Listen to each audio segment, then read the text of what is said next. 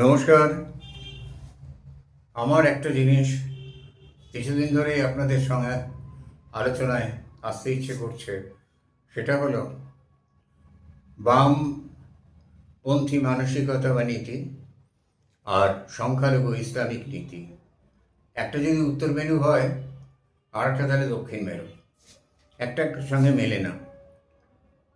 আমাদের এই ভারতবর্ষ বলবো না শুধু এই পশ্চিমবাংলা বলবো? ভারতবর্ষের আর কোথাও তো তেমনভাবে আমরা বামপন্থী দেখতে পাই না, মানে সিপিআইএম নেই, তেমনভাবে নেই বলেছি।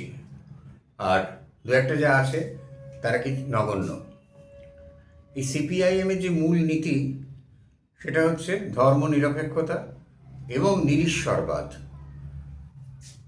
আর সংখ্যালঘু সম্প্রদায়ের মূল নীতি হচ্ছে চূড়ান্ত আস্তিকতা। নাস্তিককে এরা কাফের বলে, ভিন্ন ধর্মকে ওরা সহ্য করতে পারে না। কমিউনিজম তো নয়ই, কারণ ওই একটা জায়গায় একটা তফাৎই যথেষ্ট, সেটা হলো কমিউনিস্টরা নিরীশ্বরবাদী। কার্ল মার্কস নিজে বলেছেন, তার কোনো একটি বিখ্যাত লেখার বইয়ের প্রিফেসে বলেছেন যে ধর্ম হচ্ছে আফিং। ইসলাম সেটা বিশ্বাস করে না। তারা প্রচণ্ডভাবে ধর্ম এবং তাদের শাসন, অসন, ব্যসন, বসন, বিহার, শাসন সব কিছু তাদের ধর্মের ভিত্তিতে। তাহলে এখানে পশ্চিমবাংলায় সংখ্যালঘুদের এই অসম্ভব তোষণ করছেন বামফ্রন্টের নেতা নেত্রীরা। বামফ্রন্ট, তার দুটো কারণ হতে পারে আমার মতে একটাই কারণ, ভোট ব্যাংকের রাজনীতি। কারণ এই দলটাকে যদি হাতে রাখা যায় তাহলে একটা অ্যামাউন্ট ভোট ইন ব্লক যারা রাখতে পারবে তাদের বাক্সে পড়বে। আর তাই যদি তাদের বাক্সে যদি পড়ে তাহলে তাদের জয়ী হওয়া কেউ আটকাতে পারবে না, যেটা আমরা দেখেছি বিগত 34 বছরে। এইখানে বলি বামপন্থা কমিউনিজমের সঙ্গে কেমন সম্পর্ক ইসলামের। আপনারা জবদ্বীপের নাম শুনেছেন, প্রাচীন দেশ জবদ্বীপ। এখানে হিন্দু ধর্ম ছিল, বৌদ্ধ ধর্ম ছিল, আর অ্যানিমিজম, প্রকৃতি পূজা ও পূর্বপুরুষের পূজা ছিল। এটা ছিল ত্রয়োদশ শতাব্দীতে। কেমন? ত্রয়োদশ শতাব্দীতে এই ইন্দোনেশিয়ায় ক্রমশ মুসলমান সুফি সম্প্রদায়, সুফি সাধকেরা ঢুকতে আরম্ভ করেন। আর এখানে ইন্দোনেশিয়া পৃথিবীর বৃহত্তম মুসলিম কান্ট্রি হয়ে দাঁড়ায়। 1960-এর দশকে প্রেসিডেন্ট সুকর্ণ শাসনকালে কমিউনিস্ট রাষ্ট্র পরিণত করার একটা চেষ্টা হয়েছিল। প্রেসিডেন্ট সুকর্ণই চেয়েছিলেন এটা, যে এটাকে আমরা কমিউনিস্ট রাষ্ট্রে পরিণত করব। কিন্তু দেশটির মুসলিম সংগঠন এবং সামরিক বাহিনীর তীব্র বিরোধিতায় তা সম্ভব হয়নি।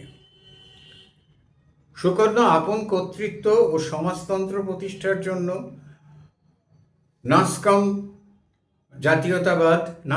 নীতি, সংক্ষেপে জাতীয়তাবাদ, ধর্ম ও সাম্যবাদ, এই তত্ত্ব চালু করেছিলেন।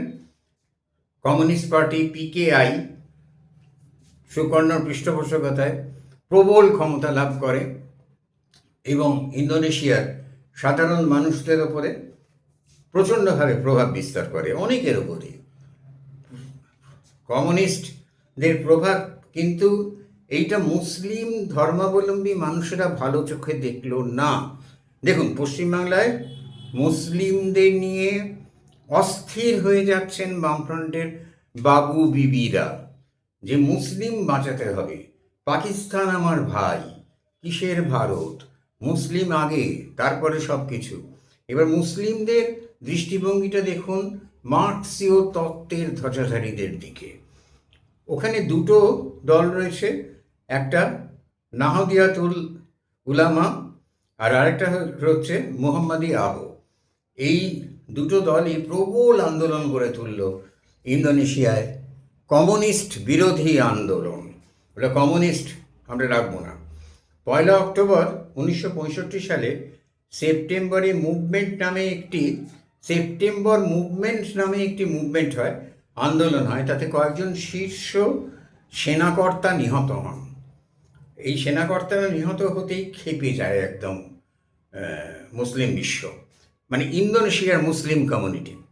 তারা মনে করে এর পেছনে কমিউনিস্টদের হাত আছে, অবশ্যই কমিউনিস্টদের হাত আছে। এই ঘটনায় ইন্দোনেশিয়ায় এবং তারা ইন্দোনেশিয়ার সামরিক বাহিনীর নেতৃত্বে এবং প্রধান মুসলিম সংগঠনগুলোর প্রত্যক্ষ সহায়তায় সারা দেশে নাহাদিতুল উলামা এবং অন্যান্য শক্তিশালী মুসলমান দলগুলো কর্মীরা একে ধর্মীয় দায়িত্ব বলে মনে করে 5 লক্ষের বেশি কমিউনিস্ট ও তাদের সমর্থকদের ওপর প্রবল অত্যাচার করে তাদের হত্যা করে। কারণ তারা পরিষ্কার বলেছিল কমিউনিজম ইসলাম বিরোধী, নিরীশ্বরবাদ ইসলাম মেনে নিতে পারে না। যার ফলে ইন্দোনেশিয়ায় থেকে কমিউনিস্ট অস্তিত্ব মুছে গেছে, প্রায় মুছে যায়, বইয়ের কিতাবী ভাষায় বলা হয়, কিন্তু প্রকৃতপক্ষে কমিউনিস্ট অস্তিত্ব প্রায় মুছে গেছে। এরপর সুহার্তো ক্ষমতায় আসেন এবং তিনি তো একদম পরিষ্কার ঘোষণা করে দেন যে এখানে কমিউনিজম চলবে না। এটা ইন্দোনেশিয়ার অবস্থা, পৃথিবীর বৃহত্তম মুসলিম জনসংখ্যার দেশ। এখন ওরা নিজেদের সেকুলার বলে এবং এখানে আগে বৌদ্ধ এবং হিন্দু একটা প্রচুর জনসংখ্যা ছিল, কিন্তু ওখানে সুফি সাধকদের হাত ধরে খুব মোলায়েমভাবে ইসলাম ঢুকতে আরম্ভ করে এবং ক্রমশ আস্তে আস্তে বৌদ্ধ হিন্দুরা পঞ্চত্বপ্রাপ্ত হয়, সমস্ত দেশটাই মুসলিম হয়ে যায়। এখন বোধহয় 3-4% অন্য ধর্ম আছে। সে যাই হোক, কিন্তু এই ইসলাম কিন্তু কোনো অবস্থাতেই কমিউনিজমকে মেনে নেয়নি। অথচ আমাদের এখানকার কমিউনিজমের দ্বিচারিতা দেখুন, এরা ইরাক, ইরান কোথাও কমিউনিজমকে মেনে নেওয়া হয়নি। আমি একটা করে সমস্ত দেশের কথা বলবো, কী অবস্থা করা হয়েছে কমিউনিস্টের।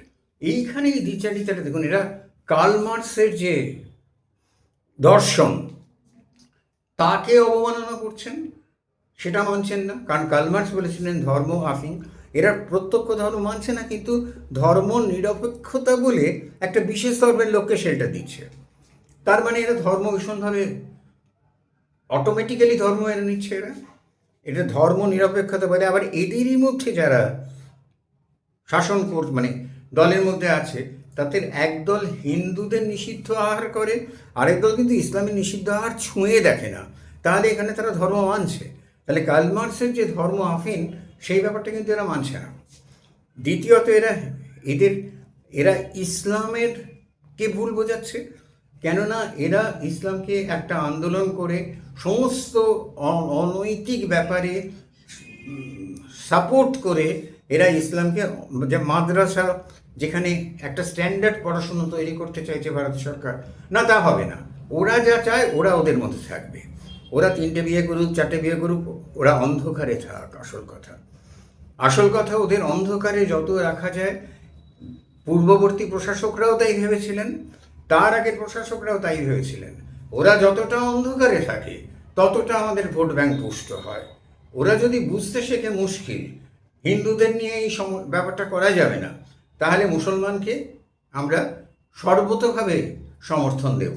তাতে যদি দেশদ্রোহিতা হয় তো হোক না, দেশ তো অনেক পরের কথা। এটা একটা কারণ হতে পারে ওদের এত অসম্ভব মুসলমান প্রীতির। এটা একটা কারণ না, আমার মনে হয় এটাই কারণ। অনেক দার্শনিক অবশ্য বলেন খিলাফত আন্দোলনের করতে যাওয়া কিছু ছেলে, ইয়াং ব্লাড, তারা মানবেন্দ্রনাথ রায়ের সংস্পর্শে আসে এবং কমিউনিস্ট পার্টিতে হয় তাশখণ্ডে 1920, সেই ব্যাপারটা এখনও চলে আসছে। মনে হয় না, হতে পারে কিন্তু নাও হতে পারে। কিন্তু এটা ঠিক যে ভোটের রাজনীতি করতে গিয়ে একটি বিশেষ কমোডিটিকে হাতে রাখতে গিয়ে এরা তাদেরও সর্বনাশ করছে, বামপন্থীরা তাদেরও সর্বনাশ করছে দেশের। দেশদ্রোহিতা এরা জেনারেশন ওয়াইজ দিয়ে যাচ্ছে একটার পর একটা করে। নমস্কার।